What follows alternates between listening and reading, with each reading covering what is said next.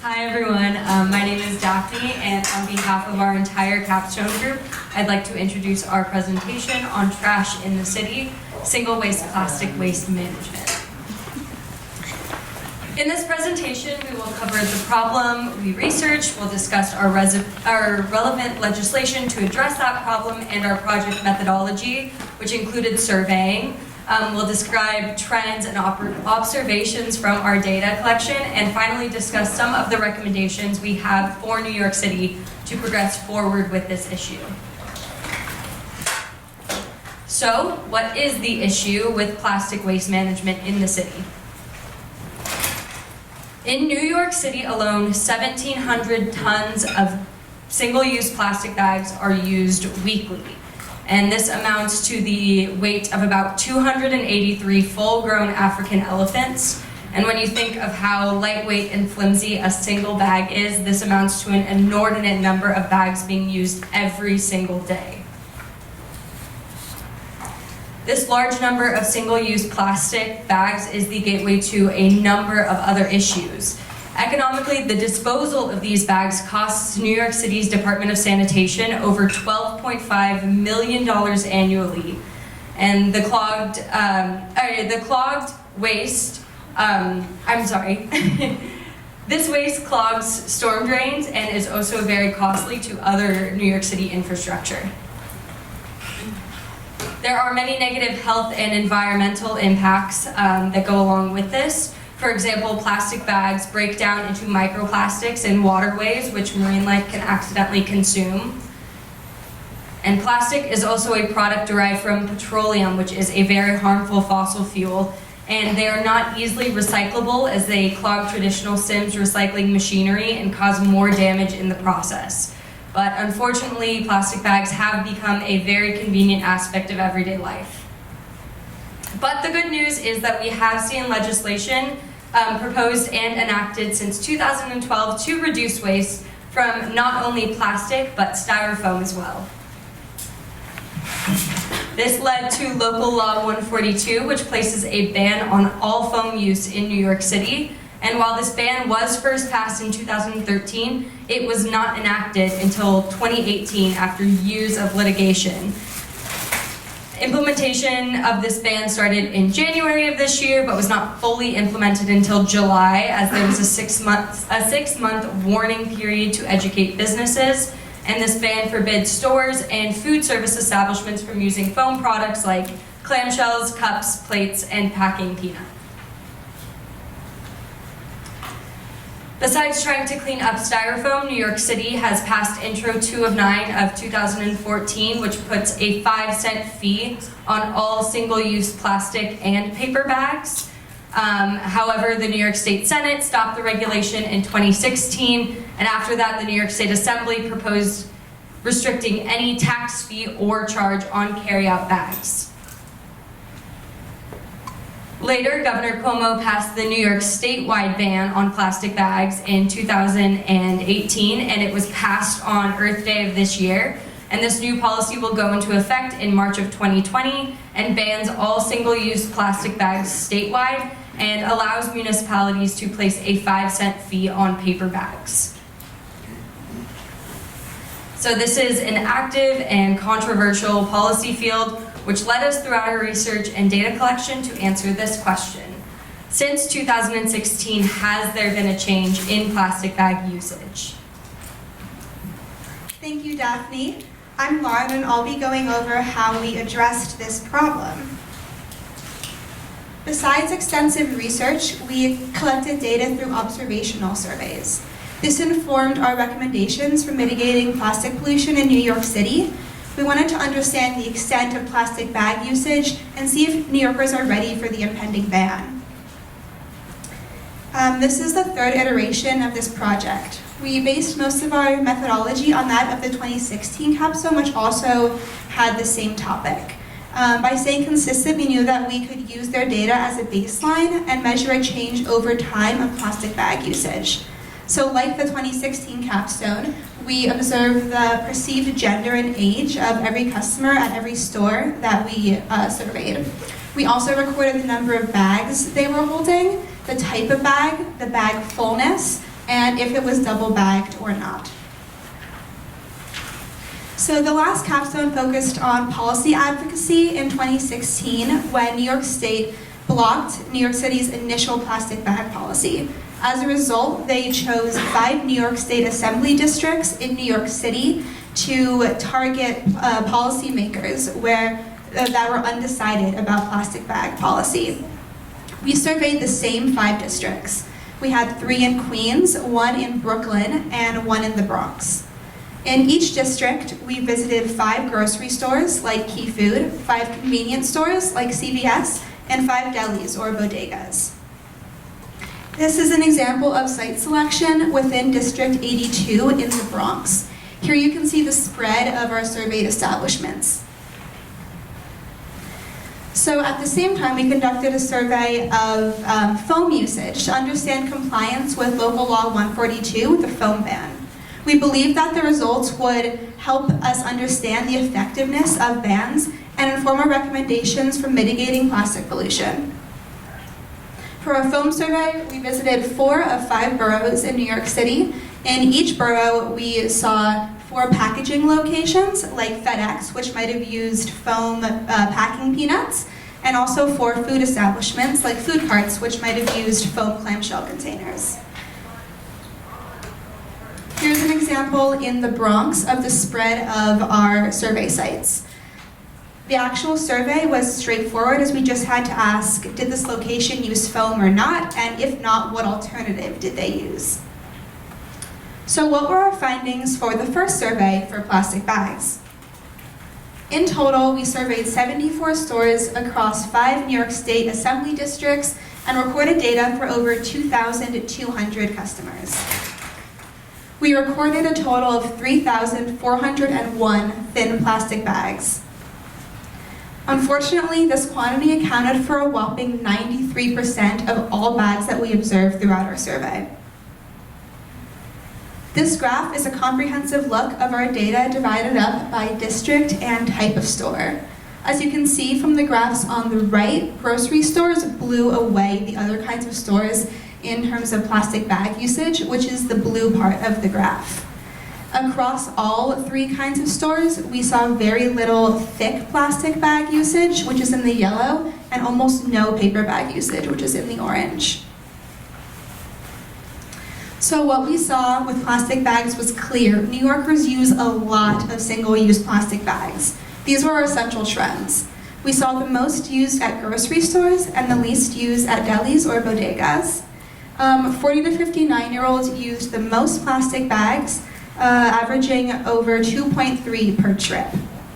Third, we observed a mere 5 plastic bags throughout our entire survey. And finally, men and women use plastic bags almost exactly the same. As I mentioned, we were comparing our data to that of the 2016 capstone. It's important to note that we included the data from the 2015 capstone as well. They used different locations than we did, but had the same protocol, so the results are still comparable. Although our observation showed us that reusable bag percentage has increased slightly in the years of the survey, the percentage of plastic bags has stayed almost the same, and it's still shockingly high. This is an indication that New Yorkers are not yet ready for the plastic bag ban. The results of our foam survey, however, were a little bit more hopeful. Out of the 32 stores that we surveyed across 4 boroughs, we found only 1 violation of the foam ban. This indicates that both packaging locations and food establishments are complying with the ban, and that the education efforts of the Department of Sanitation paid off. Packaging alternatives, however, were still largely plastic-based, which may not be more sustainable. Food alternatives, on the other hand, were a bit more diverse. Paper alternatives outweighed plastic, with foil following not too far behind. So when it came to foam, we observed nearly 100% compliance with Local Law 142, the foam ban. After talking to employees at each establishment, we determined that they were fully aware of the ban, indicating its pervasiveness across all levels of the company. And finally, foam has largely been replaced by paper and plastic.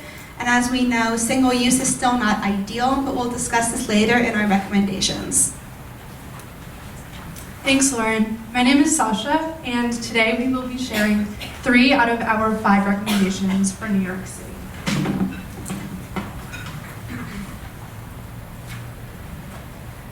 So our first recommendation aims to make resources regarding the bag ban more accessible to New Yorkers. When New York City's foam ban went into effect earlier this year, the Department of Sanitation distributed a comprehensive foam ban notice translated into 11 languages. However, even these 11 translations still excluded a large population of New Yorkers. We've observed the success of our foam ban in our surveys, and so we believe it is crucial for the Department of Sanitation to provide similar resources for the impending bag ban. To understand how New York City can improve accessibility, we looked at Seattle's successful outreach for its 2017 bag ban.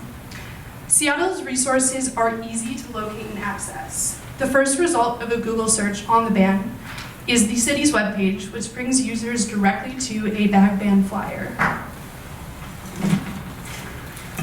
This flyer is a printable PDF file and is available in 18 of the most commonly spoken languages in Seattle.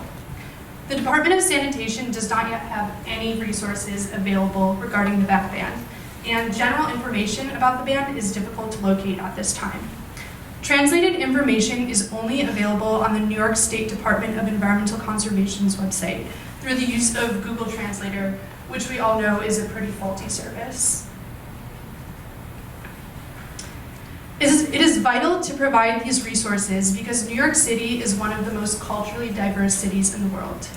49% of New Yorkers speak a language other than English, and among them, 25% are not English proficient. Without sufficient translation services, these New Yorkers, especially business owners, might face difficulty in understanding the terms of the bag ban and its penalties. With Seattle in mind, we recommend that the Department of Sanitation includes resources translated into the top 4 languages that are currently left out of its translation offerings for the foam ban notice. So these languages include Yiddish, Italian, Tagalog, and Hebrew. Second, we recommend that the Department of Sanitation prioritizes search engine optimization to ensure that the comprehensive government-provided resource registers as the first result rather than news articles and other materials. Thank you, Sasha. So we realize that while educating our diverse business owners is a great step, it can't be our only approach in the coming months. So we would like to propose a multi-channel campaign that would encourage New Yorkers to bring reusable bags to the stores versus having to pay for single-use options. So these are some materials you may be familiar with. On the left, you see the Department of Environmental Conservation of New York State's campaign, BYOB Bag, that was launched last year. On the right, you see New York City's Mayor's Office of Sustainability's Bring It campaign, which was a multi-channel campaign that encouraged New Yorkers to fight against single-use waste in many forms. As these campaigns, especially the latter on the right, have existing funding and existing teams working on them, we'd like to coordinate our messaging in order to disseminate it to the largest group of people possible across the 5 boroughs. So these are just examples of our own messaging. Signage we created, we wanted to rip off BYOB, so in this context it means bring your own bag. We know that this is an acronym that is widely understood by people across different social classes, across the 5 boroughs, and translates into different languages effectively as well. And so we'd also like to note that there is a bit of a consumer shaming angle taken with this messaging, which is a lot of government ads try to spin a positive message, but we realize that pollution is not only an environmental problem, but a public health problem. And consumer shaming and cigarette advertisement especially is shown to have an influence on consumer behavior. We'd like to disseminate our materials in 2 main channels. First of all, in subways, in the form of advertisements. In a study conducted in 2018, it was reported that about 5.6 million riders take the New York City subway system per day. So this is a huge audience across social classes in the 5 boroughs that we would like to spread our message to. On the right, you see that we plan to disseminate this message in sticker form within traditional grocery stores such as Key Foods, which is a location we surveyed, as well as convenience stores like CVS. Within these stores, we would primarily post these stickers on registers and self-checkout kiosks. During our observational survey, we noted a high uptake of double bagging at self-checkout kiosks. So this is an important location that we want to use to remind people to bring their own bags and not double bag, and to serve as a reminder that there are other options to single-use bags. As Sasha mentioned, translation is a huge barrier to DSNY materials. On the left, you see an ad in Spanish that reads, "Your trash is not a treasure, bring your own bag." On the right, you see a sign in Chinese that says, "Your trash kills, bring your own bag." So these are examples of translated signage. Thanks, Olivia. My name is Mary Payton, and I'm going to Okay, so our team has seen a lot of success in other cities that are addressing plastic pollution. We couldn't help but ask, how does New York City compare to other cities in terms of policy making? What are some lessons that we can learn from these other cities? After all this research, the third recommendation that we have is that New York City should implement a single-use plastic ban. So, for a bit of background, San Francisco was the first city to implement a foam ban in 2007. In 2013, they followed with their single-use plastic bag ban after years of litigation being sued by Big Plastic.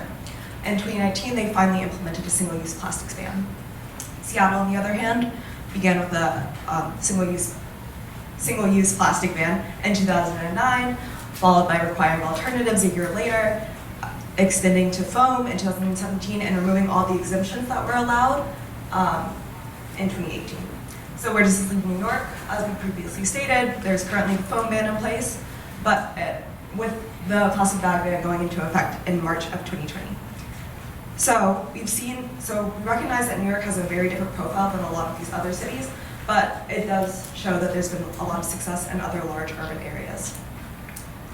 So following the success of San Francisco and Seattle, we think that New York City should begin banning single-use plastics at the beginning of 2020. So our proposed phase-out is phase 1 at the beginning of 2020 with straws and stirrers, phase 2 cups and cutlery, and phase 3 food containers. We propose a phase-out ban because it allows time for businesses to find alternatives and get used to the ban. In addition, we would allow for alternatives like paper, BPI certified compostable options, and reusable options. We believe that New York City needs to join the ranks of cities that are leading the way in terms of waste management. We believe that this roughly year-long phase-out period is enough time, it's generous, and reasonably attainable for New York, considering that there is already a foam ban in place and a plastic bag ban.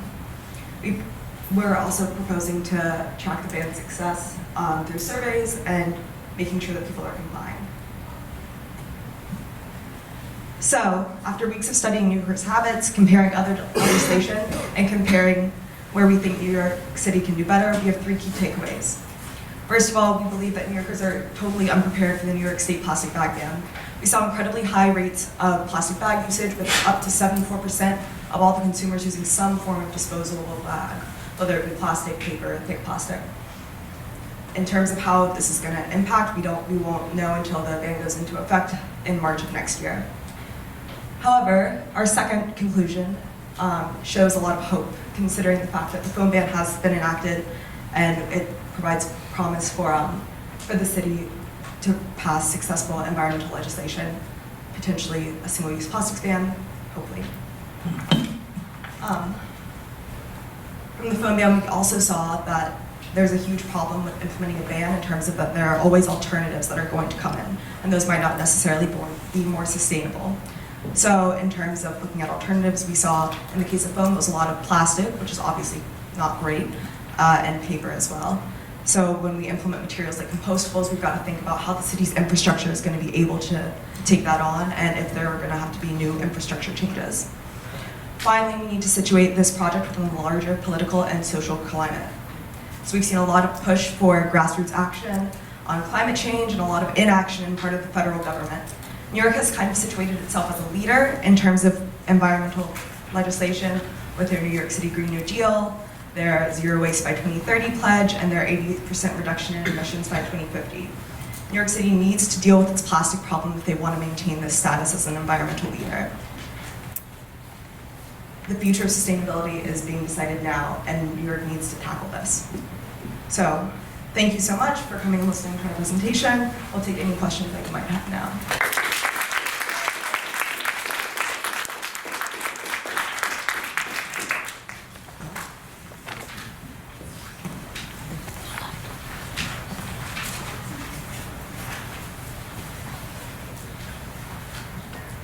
One of you mentioned that you had 5 total policy recommendations. Could you talk about the other 2 that were traveled?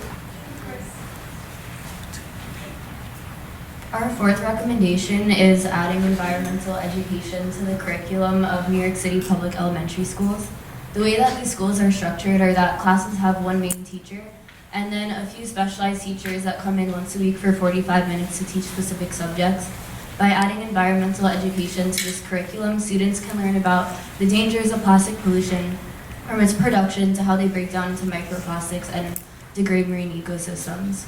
During our literature review, we found studies showing the effectiveness of students in bringing about intergenerational change because they often go home and share what they learn in school at their households. 77% of our observed single-use plastic using population was in the age range of 20 to 59, which includes the ages of many parents. So this recommendation could be effective in reaching a large number of the single-use plastic using population. The Department of Sanitation of New York currently provides public schools with resources such as the Reduce, Reuse, Recycle Resource Guide and the Guide to Zero Waste, which provide faculty and students with information on how to properly sort and dispose of recyclables and organic waste. But our recommendation goes beyond that by also educating students on why it's an issue rather than just how to deal with it.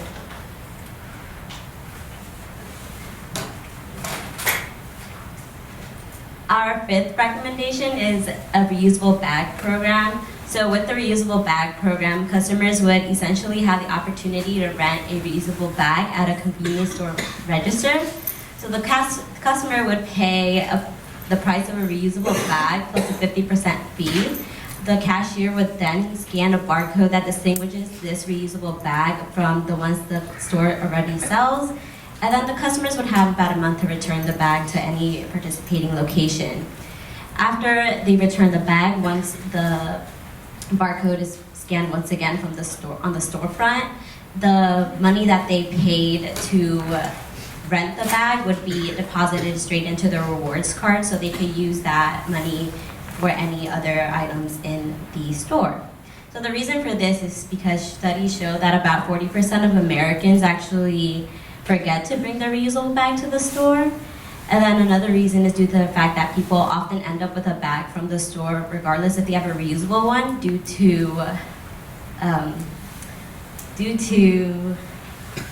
situational variables. So people tend to buy more than they intend to. So with this reusable bag program, it helps people in those situations, and then it's also a win-win-win for everyone. So it's win for the city, specifically with the Department of Sanitation in New York, because they would receive 2 cents from the fee in order to support their bag programs. The store gets an increased amount of customers with reward cards, so more people want to shop, I guess.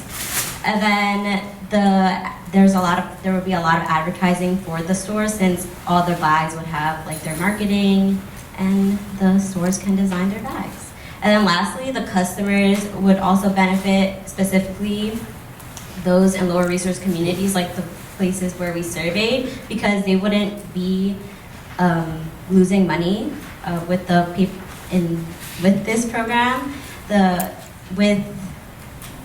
With paying with the paper bag fee, they would be losing money that way, but in using this program, they would gain any money that they would pay. So yeah.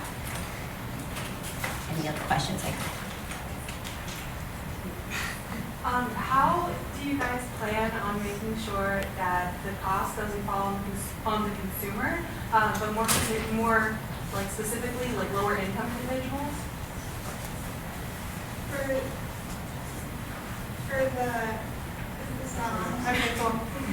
For the reusable bag proposal? I guess just in general, like making sure that whatever like extra cost won't then trickle down to the consumer, or in the case of like reusable bags, like making sure everybody, even low income individuals, have access to being, you know, zero waste and more sustainable?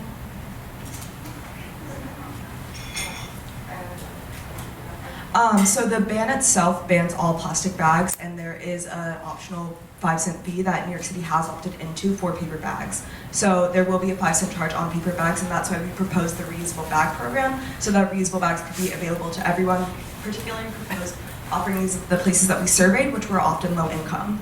So this is kind of our approach to that, to make sure that everyone could access reusable bags. I also want to point out that all single-use plastics are absorbed into the cost of products from stores.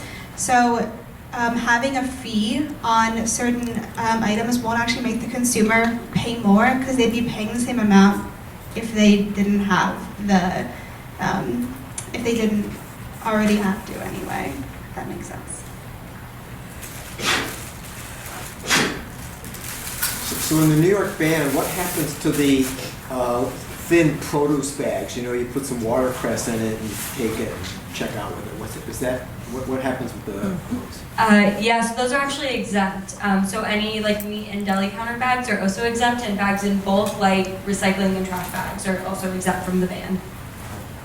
And then a second question. So in the places like Seattle, San Francisco, what kind of results have happened over the past years? People are seeing cleaner water, or open question to you. Yeah, they have. So since some of the former bans, like in 2007 and 2008, they've seen high compliance rates, up to like 95% of businesses in compliance, and they've seen, I think in San Francisco, 40% litter reduction just after their plastic bag bans.